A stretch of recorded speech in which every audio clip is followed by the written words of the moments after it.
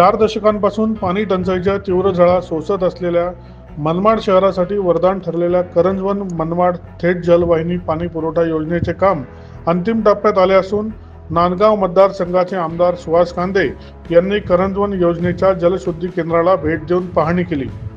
सुमारे 450 कोटी रुपये खर्च करून पूर्णत्वास आलेले असून शहराला 24 तास यामुळे पाणी पुरवठा होणार आहे।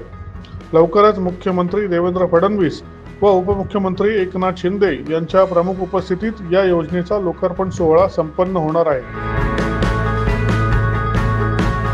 योजनेच्या माध्यमातून एक नव्हे तर अनेक फायदे होणार आहेत। या योजनेच्या माध्यमातून आम्हाला 24 तास पाणी मिळणार आहे। या योजनेच्या माध्यमातून आमच्या गावातील परगावी जे स्थानिक रहिवासी स्थलांतरित झाले ते परत त्यांच्या स्वगृही परतणार आहे। या योजनेच्या माध्यमातून आमची डेव्हलपमेंट, रेल्वेचे अधिकारी, एफसीआयचे अधिकारी, ऑइलचे अधिकारी जे तिकडे राहून ड्युटी करत होते पाण्यामुळे, सरकारी कर्मचारी ते परत इथेच राहतील। त्याच्यानंतर ह्या योजनेमुळे आमची MIDC होईल। जी जुनी आमची योजना आहे त्याचं पाणी आम्ही नगरपालिकेचा ठराव केलाय, ते पाणी आम्ही MIDC ला देणार आहोत। त्याच्यामुळे येत्या तरुण पिढीला नोकऱ्या मिळतील, छोटे छोटे उद्योगधंदे मनमाडवाले चालू करतील।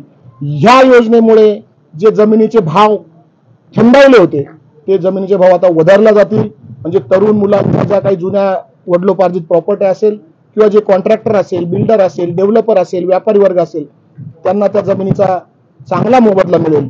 तसेच माझ्या महिला भगिनींना जे पाण्यासाठी वणवण करायला लागत होतं, सकाळी उठल्यापासून तर संध्याकाळी झोपेपर्यंत पाण्याचं नियोजन करायला लागत होतं, मला असं वाटतं की घरात जितके नळ असतील कुठलाही नळ चालू केला तर त्याचं 24 तास पाणी त्यांना उपलब्ध राहील, अशी ह्या योजनेचे फायदे आहेत। दैनिक भ्रमरसाठी प्रतिनिधी नैवेद्य बिद्री, मनमाड।